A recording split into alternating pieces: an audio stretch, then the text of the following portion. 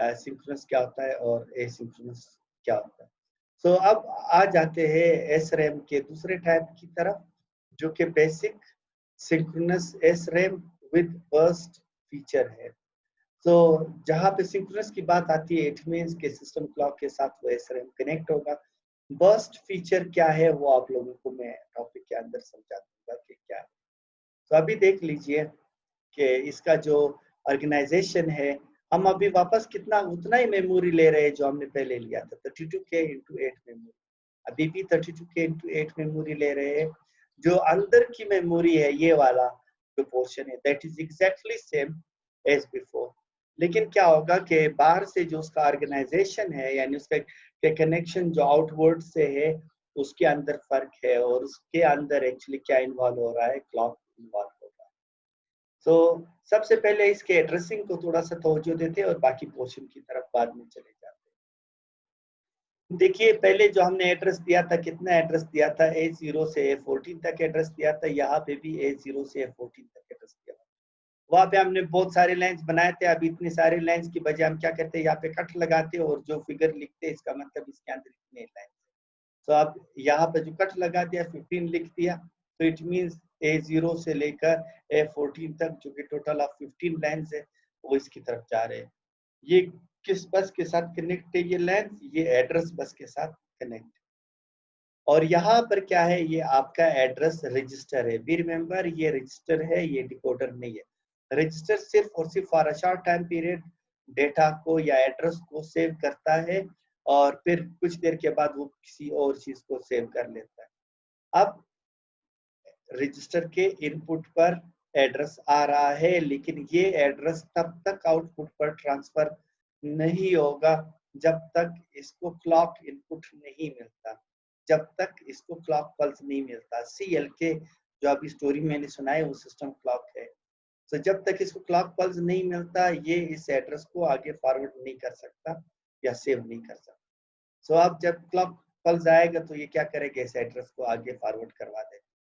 ये जो एड्रेस है, जो 15 बिट्स का एड्रेस है, जिसमें A0 से लेकर A14 तक है, इसके मोस्ट सिग्निफिकेंट 13 लाइंस जो है डायरेक्ट एड्रेस डिकोडर की तरफ जाते हैं, और इसके least significant 2 lines, least significant जो है वो A0 और A1 है। मोस्ट सिग्निफिकेंट जो ऊपर की तरफ लाइंस होती है उसको कहते हैं। सो लीस्ट सिग्निफिकेंट जो 2 लाइंस है, वो एक और ब्लॉक में चले जाते हैं, जिसको हम क्या कहते हैं, जिसको हम बर्स्ट लॉजिक कहते हैं। सो अब जो वो लाइंस आ रही है, 13 लाइंस का मतलब A2 से लेकर A14 तक लाइंस डायरेक्ट एड्रेस कोड की तरफ जा रही है। लेकिन A0 और A1 जो है वो डायरेक्ट नहीं जा रहे, वो एक ब्लॉक में आ जाते हैं, और उस ब्लॉक में उसके ऊपर प्रोसेस होता है। उस प्रोसेस के थ्रू ये एड्रेस डिकोडर की तरफ चले जाते हैं। अभी वो प्रोसेस क्या है, जिसको हम बर्स्ट कहते हैं, और बर्स्ट लॉजिक क्या है, मैं थोड़ा सा बैकग्राउंड इंफॉर्मेशन दे दूं तो फिर आप इसको समझ जाओगे। देखिए, जो मेमोरी काम करती है, मेमोरी का हर एक एड्रेस कौन बनाता है, वो माइक्रो प्रोसेसर बनाता है। एक एक फॉर एग्जांपल एक एक डेटा बाइट को एक्सेस करने के लिए भी एक आम मेमोरी में माइक्रो प्रोसेसर एक एक एड्रेस बनाता जाता है, उसको देता जाता है और वो काम करता जाता है। अगर एक सिंपल एज पॉसिबल के तहत मैं आपको समझा दूं तो इस तरह। तो अब क्या है कि ये इस पे तो माइक्रो प्रोसेसर का बहुत टाइम ज़ाया हो जाता है कि वो बार-बार इसके लिए एड्रेस बनाता जाएगा, भेजता जाएगा, और वो मेमोरी उससे एड्रेस होती जाएगी। जो बर्स्ट लॉजिक है, वो माइक्रो प्रोसेसर को थोड़ा सा रिलैक्स करने के लिए है। अब फॉर एग्जांपल आपने एक बाइट के बजाय एट अ टाइम 4 बाइट्स उठाने हैं, यानी 4 4 सीक्वेंस से जो 4 एड्रेस पड़े हुए हैं, उनसे आपने जो है 4 डेटा बाइट्स जो है उठाने। तो माइक्रो प्रोसेसर उन 4 का अलग-अलग से एड्रेस नहीं देगा, किसमें, सिंक्रोनस SRAM में। वो बार-बार वो 4 एड्रेस नहीं देगा, बल्कि वो क्या देगा, वो इनिशियल एड्रेस देगा, और इनसाइड द मेमोरी ये प्रोसेस होगा कि नेक्स्ट एड्रेसेस उनसे खुद ब खुद सेलेक्ट हो जाएंगे। ये जिस प्रोसेस के तहत ये नेक्स्ट एड्रेसेस उससे सिलेक्ट हो जाएंगे, यानी अगर बर्स्ट लॉजिक 4 डिफरेंट एड्रेसेस के लिए बनाया गया है, तो वो जो है 4 एड्रेसेस सिलेक्ट करेगा। अगर 8 के लिए बनाया हुआ है तो 8 को सिलेक्ट करेगा। तो अगर 8 के लिए है तो A0, A1 और A2 होगा, और अगर 2 के लिए तो A0 और A1 होगा। इसी तरह अगर ज्यादा के लिए तो उससे भी ज्यादा होगा। तो इस वक्त जो मैं टू एड्रेस लाइन्स के जरिए कितना आउटपुट जो है वो कितने पॉसिबल कंडीशंस बना सकता है, 4 कंडीशंस बना सकता है। सो एनीहाउ, तो ये बस्ट लॉजिक अभी किस तरह काम करता है कि आपके माइक्रो प्रोसेसर ने तो एड्रेस दे दिया, लेकिन उस एड्रेस के जरिए भी अभी जो है वो नेक्स्ट 4 एड्रेसेस खुद बनाएगा, वो बस्ट लॉजिक बनाता है। इसको समझाने के लिए मैं नेक्स्ट स्लाइड पे ले चलता हूँ और बस्ट लॉजिक को समझा देता हूँ। बस लॉजिक इस तरह से है कि यहाँ पर एक काउंटर होता है, काउंटर जो काउंट करता है 0 0 0 1 1 0 1 1। सिंपल आपका जो है ये बनाता है, क्या बनाता है, जब आप उसको क्लॉक पल्स देते हो तो वो एक क्लॉक पल्स से यहाँ पे जनरेट कर लेता है 0 0, दूसरे क्लॉक पल्स से जनरेट कर लेता है 0 1, तीसरे से जनरेट कर लेता है 1 0, और चौथे क्लॉक पल्स से जनरेट कर लेता है 1 1। सिंपल बाइनरी में ये काउंटिंग है। इस तरह की डिवाइस को जो कि सिंपल काउंटिंग करता है उसको हम कहते हैं काउंटर।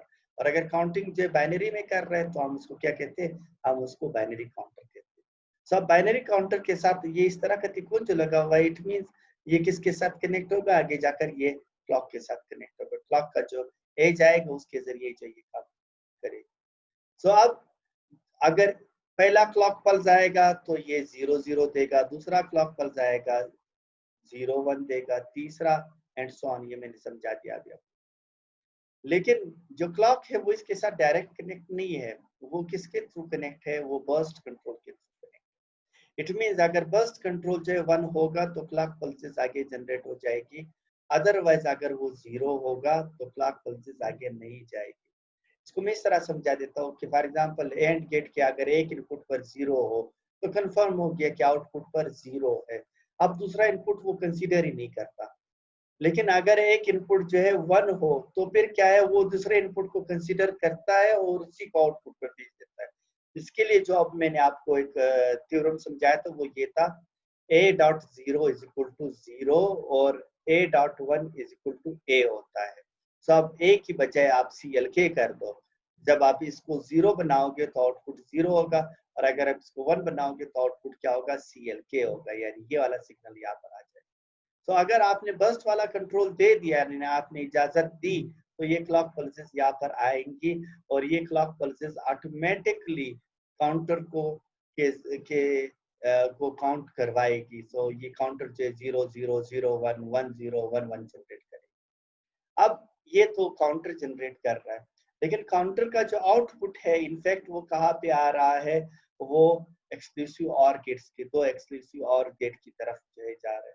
और उन्हीं एक्सक्लूसिव ऑर गेट्स के जो दूसरे इनपुट है वो किसके साथ कनेक्टेड होते हैं, वो इन लैंड्स के साथ कनेक्ट होते हैं। जो मैंने बोला A0 और A1 किस तरफ जा रहे हैं, बस लॉजिक की तरफ जा रहे हैं। तो ये A0 और A1 जो बस लॉजिक की तरफ जाएंगे वो बस लॉजिक के अंदर इन एक्सक्लूसिव ऑर गेट के साथ कनेक्ट होंगे। अब ये हो कनेक्ट होंगे, फॉर एग्जांपल आपके माइक्रो प्रोसेसर ने जो एड्रेस दिया उनमें से जो ये लोअर 2 बिट्स एड्रेस है वो 0 0 है। जब ये 0 0 है, यहाँ से काउंटिंग हो रहा है, तो ऑटोमेटिकली यहाँ पे जो काउंटिंग करेगा तो वही काउंटिंग आपको आउटपुट पर नजर आएगा। किस तरह नजर आएगा वो इस स्लाइड के जरिए मैं समझाऊंगा। अभी देख लीजिए कि अब यहाँ से आपने A0 और A1 पर 0 0 रख दिया, यानी आपके एड्रेस के जो दो लाइन है वो 0 0 इनिशियली आ गए। लेकिन अब जो काउंटर जो क्लॉक के जरिए काउंट कर रहा है, तो सबसे पहले काउंटर ने क्या भेजा, 0 0 भेजा। यहाँ पे भी 0 भेज दिया, यहाँ पे भी 0 भेज दिया। अभी भी एक 0 पहले से खड़ा है, एक 0 ये हो गया, 0 0 आउटपुट पर क्या बना देगा, 0 बना देगा। और इसी तरह ये गेट भी 0 0 आउटपुट पर क्या बने देगा, 0 बना देगा। आप लोगों को मैंने समझाया कि एक्सक्लूसिव और गेट में अगर दोनों इनपुट्स जो है वो सेम हो तो आउटपुट 0 होगा, और अगर दोनों इनपुट्स जो है वो सेम नहीं हो, यानी ऑड नंबर ऑफ इनपुट्स जो है हाई हो, तो उस वक्त क्या होगा, उस वक्त आउटपुट हाई हो जाएगा। तो वही चीज अभी यहाँ पे हम यूटिलाइज कर रहे हैं कि 0 0 आउटपुट 0 बनाएगा, 0 0 क्या बनाएगा, 0 बनाएगा। नेक्स्ट उसने जो नेक्स्ट काउंट जब आ गया तो ये 1 हो गया और ये 0 हो गया। अभी ये 1 0 आउटपुट पर क्या बनाएगा, 1 बनाएगा, 0 0 आउटपुट पर क्या बनाएगा, 0 बना देगा। फिर आ गया, या फिर 0 आ गया, या फिर 1 आ गया उस काउंटिंग के जरिए। अब 0 0 आउटपुट पर क्या बना देगा, 0 बना देगा, और 1 0 आउटपुट पर क्या बना देगा, 1 बना देगा। अब यहाँ पर 1 आ गया और यहाँ पर भी 1 आ गया, तो अब 1 0 क्या बना देगा, 1 बना देगा, और 1 0 वापस क्या बना देगा, 1 बना देगा। तो अब यहाँ पे आपको क्या पता चल रहा है, आप यहाँ पर अगर आप इसको देख ले, 0 0, मैं इस तरफ से काउंट करता हूँ, 0 0 0 1 1 0 1 1। इनफैक्ट जो आपके का काउंटर काउंट कर रहा था वही काउंट आपके आउटपुट पर आ रहा है। तो अब इसका मतलब क्या हुआ कि आपने जो एड्रेस दिया उस एड्रेस के नेक्स्ट, उसी के साथ मिलाकर नेक्स्ट 4 तक जो है कौन बना देगा, ये बस्ट लॉजिक खुद ब खुद बना देगा। यानी आपने जो एड्रेस दिया वो तो सिर्फ 0 0 था, लेकिन आउटपुट पर उसे क्या बना, उसे 0 0 0 1 1 0 1 1 ऑटोमेटिकली तौर पर बन गया। अब इस साइकिल को चलाने के लिए माइक्रो प्रोसेसर को हम तकलीफ नहीं दे रहे हैं, मेन कंट्रोलर है वो जो है आपने दूसरा काम कर रहा है, और यहाँ पे क्या हो रहा है, यहाँ पे ये एड्रेसेस ऑटोमेटिकली जो जनरेट हो रहा है। इस तरह के लॉजिक को क्या कहते हैं, इस तरह के लॉजिक को बर्स्ट लॉजिक कहते हैं। तो के वहां से एक एड्रेस जनरेट हो जाता है, और यहाँ पे बर्स्ट का साइज जितना हो वो उतना जो है बर्स्ट कर लेता है, और उतने ही एड्रेसेस जनरेट हो जाते हैं। तो अब ये वाला बर्स्ट लॉजिक था जो मैंने आपको समझा दिया कि 2 लाइन्स एड्रेस के यहाँ से आए, और अगर जब बर्स्ट कंट्रोल को 1 बनाते हो तो यहाँ पर ऑटोमेटिकली 4 एड्रेसेस जो है जनरेट हो जाएंगे। अब यहाँ पे 13 लाइन आ रहे हैं और फर्स्ट 2 लाइन्स जो है वो यहाँ से आ रहे हैं, तो वो तो कांस्टेंट है ऊपर वाले, लेकिन ये जो नीचे वाले 2 लाइन्स है वो चेंज होते जाते हैं, और यहाँ पे 4 डिफरेंट पोजीशन के एड्रेसेस बन जाएंगे। तो ये फीचर जो है, ये वाला फीचर जो है